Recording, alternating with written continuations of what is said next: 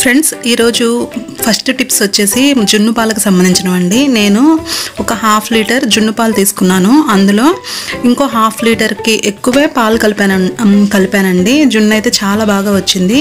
ఈ జున్ను పాలకి సంబంధించిన టిప్స్ అయితే ఈరోజు చూద్దామండి. మనకు జున్ను పాలు అందరికీ చేయడం కుదరదు కదా. కొంతమందికి ఈ జున్ను పాలు ఉడికించిన తర్వాత అడుగునేమో బాగా తీపిగా ఉంటుంది, పైనేమో తీపి ఉండదు. ఇలాంటి వాటన్నిటికీ మంచి టిప్స్ అయితే ఉన్నాయండి. నేనైతే ఇప్పుడు ఇంకొక ప్యాకెట్ నార్మల్ మిల్క్ తీసుకున్నానండి. దాంతోపాటుగా ఇంకొంచెం మిల్క్ అయితే యాడ్ చేశాను అందులో. ఇప్పుడు దీనిలోకి దగ్గర హాఫ్ కేజీ వరకు బెల్లం వేసానంటే, మీరు బాగా తీపి తినే వాళ్ళు అయితే ఇంకొంచెం ఎక్కువ వేసుకోండి. చూడండి ఈ పాలు కూడా పోసేస్తున్నాను. దాంతోపాటుగా ఇంకొంచెం పాలు కూడా యాడ్ చేశాను ఇందులో. ఇప్పుడు ఒక మిక్సీ జార్లో ఒక గుప్పెడు పంచదార తీసుకున్నాను. ఇంకా ఒక 5 యాలక్కాయలు, ఒక 12 మిరియాలు ఎక్కువ తక్కువ అనేది మీ ఇష్టం అండి. తగ్గించుకోండి లేకపోతే పెంచుకోండి, అది మీ ఇష్టం అన్నమాట. మిక్సీ వేసేసుకొని ఇవి వేసేసి బాగా కలిపేసేసుకోవాలి. ఇప్పుడు ఒక హాఫ్ కేజీ వరకు బెల్లం యాడ్ చేస్తున్నానండి. ఇది బాగా ఎక్కువ తినేవాళ్ళు అయితే బెల్లం స్వీట్ని బట్టి ఇంకొంచెమైనా యాడ్ చేసుకోండి.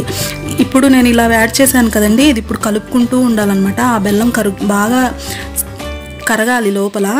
ఈ బెల్లం అనేది కరగలేదనుకోండి, అడుగునేమో బాగా తీపిగా ఉంటుంది, పైనేమో అస్సలు తీపి ఉండదు. దీనికి ఒక ఆప్షన్ అయితే ఉండండి. ఇప్పుడు బెల్లాన్ని ఈ విధంగా ఒక మిక్సీ జార్లోకి తీసుకొని దానిలో కొంచెం పాలు యాడ్ చేసేసి మిక్సీలో వేస్తే కనుక ఆ బెల్లం అంతా కరిగిపోతుందండి. ఈ మిక్సీలో వేసిన ఈ పాలని ఆ జున్ను పాలలో యాడ్ చేస్తే కనుక అంతా కూడా ఒకే రకంగా ఉంటుందండి స్వీట్ అనేది పాలకి. లేకపోతే కనుక మనం గరిటెతో కలుపుకొని కొంచెం టైం తీసుకుంటుంది. అవి కలపకుండా కనుక వేసామనుకోండి, కొంచెం పెద్ద గరిటెలు ఉంటే కనుక జున్ను అనేది అంతా ఒకే విధంగా స్వీట్నెస్ అనేది ఉండదు. ఇప్పుడు ఈ విధంగా కలుపుకున్న ఈ జున్ను పాలని నేను కుక్కర్లో నీళ్లు పోసేసి ఒక గ్లాసుడు ఈ విధంగా పెట్టేసేస్తున్నానండి. గిన్నె కొంచెం పెద్ద గిన్నె తీసుకోండి. పెట్టుకున్న తర్వాత దాని మీద ఒక మూత పెట్టుకోండి, లేకపోతే మీరు ఇడ్లీ పాత్రలో అయినా పెట్టుకోవచ్చు. ఇది మూత పెట్టేసేసుకొని, నేనైతే కుక్కర్కి విజిల్ పెట్టట్లేదండి. విజిల్ పెట్టకుండా మీడియం ఫ్లేమ్ మీద నాకైతే ఒక 40 మినిట్స్ వరకు టైం పట్టిందండి. అదే మీరు బాగా ఎక్కువ క్వాంటిటీ తీసుకుంటే 1 అవర్ కూడా పట్టచ్చు. ఇలా ఉడికించుకుంటే కనుక అయితే మధ్యలో ఉడికిందేమో చూసుకోవాలండి. జస్ట్ ఒక చిన్న స్పూన్ కానీ ఏమైనా పెట్టేసి ఇలా తీస్తే అంటుకోకుండా రావాలి, అప్పుడు బాగా ఉడికినట్టు. చూడండి జున్ను అయితే ఉడికిపోయింది, ఎంత బాగా వచ్చిందో చూడండి.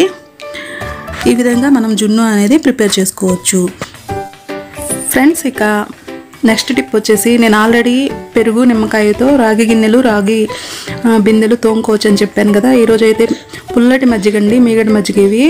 వీటిలో ఇంకా నిమ్మకాయలు వాడేసినవి ఉంటాయి కదా, అవి కూడా యాడ్ చేశాను చిన్న చిన్న ముక్కలుగా కట్ చేసి. ఇందులో వచ్చేసి నేను రాగి గ్లాస్ అండి, ఇది దేవుడి దగ్గర పెట్టేది. చూడండి పచ్చగా నీళ్లు పోయడం వల్ల కట్టెలా కట్టేసింది అది కూడా. ఇంకా ఇత్తడివి కూడా యాడ్ చేస్తున్నాను ఇందులో.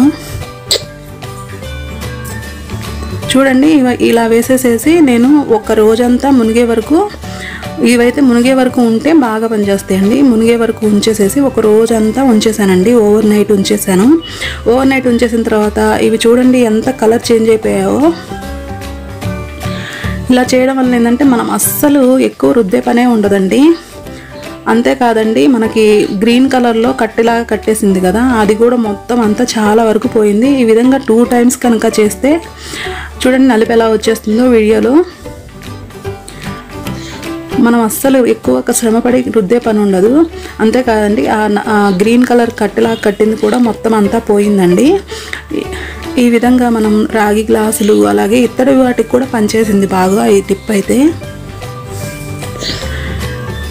చూడండి ఇలా ఎక్కువ అయితే నేను ప్రెస్ చేసి అయితే తోమట్లేదు. జస్ట్ విమ్ లిక్విడ్ తీసుకొని దాంతో జస్ట్ అలా తోమేస్తున్నాను, అంతేనండి.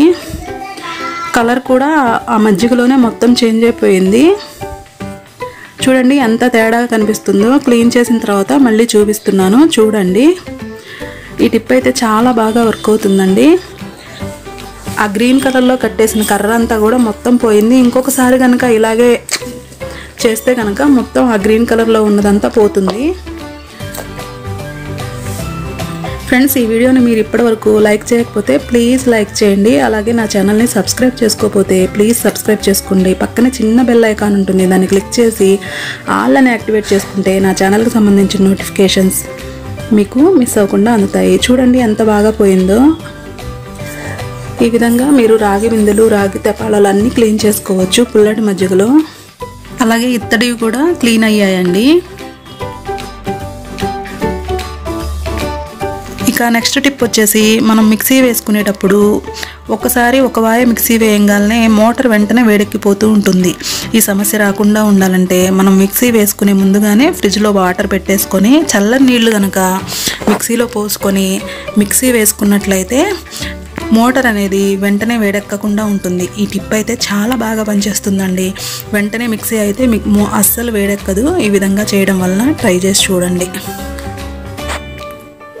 బాదం పప్పు అనేది మనం నానబెట్టుకొని పొట్టు తీసుకొని తింటూ ఉంటాం. ఒక్కొక్కసారి మనం నానబెట్టుకోవడం మర్చిపోతూ ఉన్నప్పుడు ఈ విధంగా కొంచెం వేడి నీరు తీసుకొని బాదం గింజల్లో పోసేసి ఒక 10 నిమిషాలు పక్కన పెట్టేసేయండి.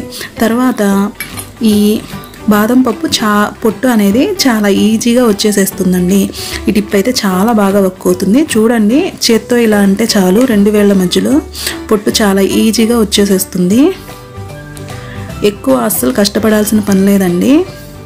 ఏదైనా కానీ బాదం పప్పు పొట్టు తీయాలంటే నానుంటే బాగా తొందరగా వస్తుంది కదా. ఇలా మర్చిపోయినప్పుడు ఇలా ట్రై చేయండి. ఏదైనా రెసిపీలో వేసుకోవాలంటే మాత్రం ఇది బాగా వర్క్ అవుతుందండి.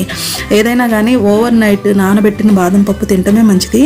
రెసిపీస్లో కానీ ఎప్పుడైనా మర్చిపోయినప్పుడు ఇలా ట్రై చేయండి.